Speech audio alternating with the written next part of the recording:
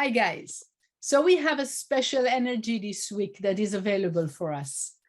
With the energy of this week, we will be capable really to break through the limitations and be more or exactly what we came to do in this lifetime. The story behind all of this is in the chapter of Shlach Lecha, and the Israelites have the choice or to continue their journey and enter to the land of Israel, or as they wanted, to send spies into the land of Israel to see if it's good or not. I mean, that force beyond logic made them go out of Egypt, cross the Red Sea, right, in a non-logic way, going through the desert in a non-logic way, and now maybe it's not going to be good for us. Let's send spies. That's the thought. But if we think about ourselves, when we are about to jump into our next level, when we are about to open something new in our life, do we just go for it? Or we many times check before we step into the next level? We are all the same, right? But the thing is that the energy of this week will help us to elevate beyond this limited consciousness and to break through all those limitations and actually be who we came to be. Why? By choosing the spies, they had to go through challenging in order to come into the land of Israel. And it said, the Kabbalists are saying the answer for that, because the speech was a bad speech. Means the spies came back with a report, most of them came back with a report that was true, but was negative. It was said in a negative way. And I'm asking us all to pause for a second yourself and see in your life, with all the challenges and the blockages that you might see in your life, how are you reporting your challenges? Is it in a positive consciousness or bad consciousness? What guides you when you are seeing a block in your life, when you're seeing a challenge in your life? How are you translating it? Is it in a positive way? There's an opening for something new, or it's a bad thing that happened? Think about it. In order for us to crack this idea and to open up and understand a little bit more, we need few points to understand. The first thing is the power of human.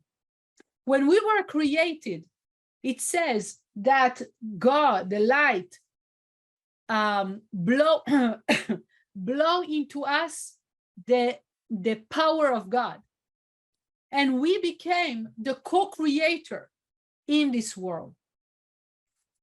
It means we are not here just to follow orders or to blindly do what someone or such a force is telling us to do, but be a co-creator, building up this world.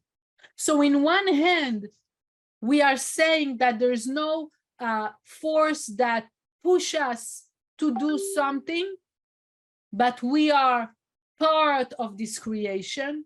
And the second thing we understand from that is that we have a lot of responsibility on our shoulders.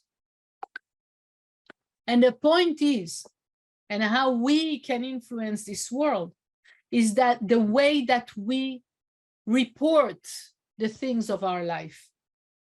If we are taking the different challenges and blockages in our lives and we are deciding and we are seeing them are something negative, we are causing that moment creates a negative moments after. If we are having this consciousness, or we are seeing situation, blockages, challenges in our life in an open way, in a way that it can grow, we are creating moments of growth from this challenging moment. The worst that we can think that could happen. It can pull us down or pull us up. Depends of our consciousness about it. We are going to create a future based on how we are reporting, how we are acting according to this situation. And if we think to ourselves, how do we react to different situations, to blockages? Is it immediately getting upset or getting or it pulls us down? We don't have always to say something. It can be that, our face is bad face, like a sad face about what happened. It's enough that we will be sad about the situation. We are pulling the energy down and influencing that the future that will be created from this moment will be down. That's one point. The second thing is, we know that all the challenges and the blockages that happens in our life are happening because we are in this 1% world in which we are supposed to do our tikkun, our correction. We're supposed to meet those challenges. They are part of the package of being in this physical world, in this physical dimension. The challenges, the sadness, the blockages are part of it, because we're supposed to earn things and to correct the blockages or things that got wrong in our relationship with the light. So they are part of our life. All our life, we're going to meet challenges. That will not change. What will change is how we act with them and what we do with them and what will be born from them. Now, normally, or the natural thing that happens to us when we see a challenge is that we are trying to fix it by ourselves, immediately at that position, with that level of consciousness. The thing is that if I'm trying to fix something from the point of this physical world, it will never happen, because we don't have the big picture. We don't have the open situation. We see fragmented, we see limited, we see logic, and it is a 1% of what it is really. Therefore, we cannot have solution for that. We can fix it for a short time and it will come back again. How can we do it?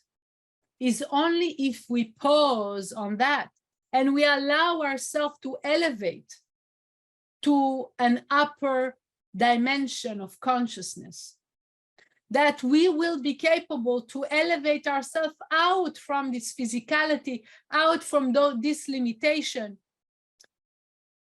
And by doing this, we will allow ideas, connections, solution, clarity to come to us. And from that point, also to clear the situation. So think about it in your personal life. How many times or in which situations you're trying to fix things with your limited 1% capacity?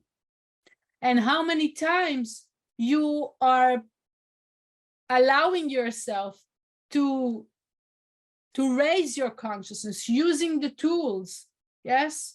And allowing yourself to see the situation from a bigger point of view, from a higher point of view, and allowing that force to guide that infinite understanding and infinite vision to help you to set up or open the blockages or resolve the situation. Because sometimes it doesn't make sense that there will be any solution. But that's the point. We want to tap into that realm of certainty beyond logic. In that space, everything is possible. And the third point that is written in this portion out of the blue, it's written about something that called tzitzit, is one of the tools, the spiritual tools to connect, okay, to do the connection. And in that, it's like a group of strings, and one of them in the past times used to be light blue, but it doesn't exist today. We cannot find that color today. So the Kabbalists explain that it's not about the physical string, but it's the power of this tool. And it's the consciousness that we want to connect to when we're talking about that light blue string. And it is connected to the color light blue, is connected to the ocean. And the fact that we want to connect to the infinity that the ocean represents. And it connects also to the heavens, that is an infinite vessel and changes all the time. And we want to connect ourselves to that dimension too, that we are infinite and we are changing all the time. And then it connects also to the throne. That is the source, the origin, the place where the origin of the light sits. And from that point shines to the whole world. And we want to relate to that because this force is infinite. And as we are co-creator, we want to be in that place and influence with our kindness, with our love, with our infinite force, the whole world. So we want to take it into a meditation that will allow us to erase our consciousness and do our work and not to limit ourselves, so we can break through and use this week, the energy of this week, the challenges and the moments of value that will come into our life in the best way, so we can take the best energy out of it and the best growth out of this moment. So if you can close your eyes, calm down your breath, and breathe in, breathe out. Breathe in a lot of light, and breathe out all the limitations, all the ways that you see yourself small, incapable, limited, not enough of something. You breathe it out. And again, you take a deep breath, allowing a lot of light in, a lot of energy. And you can start and smell the smell of the ocean. And then you breathe out, and you take out and you release out of you all the limitation. You want to see yourself walking on a path, open space. The weather is sweet and gentle. You're walking through that path, breathing the air of the ocean until you reach the shore. You want to watch the big ocean in front of you, infinite water that touches the horizon, and the vibration of the ocean moves the energy inside of you and allow you to feel and to know that you are infinite, infinite force of light. And as you raise your eyes above the horizon, you are connecting to the heaven, that space that changes all the time and expands itself as you expanding yourself and allowing yourself to be infinite. You're going to raise yourself above the heavens until you reach the throne, the sitting place of the source of the light. And as a co-creator of the infinite light. You want to be in that place and share all the beautiful things that your soul has. Your kindness, your joy, your positivity.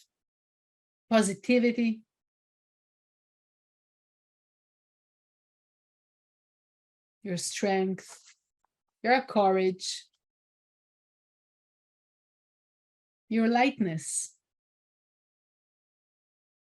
And you can see how this energy is being shared with the world like waves that is showering the whole world and touches the heart of people in the whole world and inspire them to open their heart and to be more loving or more caring or more joyful.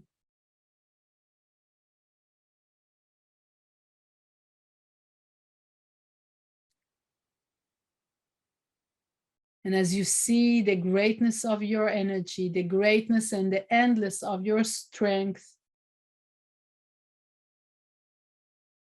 you're going to go down back to the shore. And in that place, you want to remember your limitations. And it's a point of choice where you prefer to base your energy, in your greatness, in your unlimited strength, or in your limitation and fear and smallness. Where do you want to put your energy, your belief? In the logic, on the certainty beyond? As you choose, you reinforce your certainty and your choice of soul. And with this certainty, you come back on the path. You go back to your place. You pay attention to your breathing. And slowly, slowly open your eyes. Welcome back. Have a great week.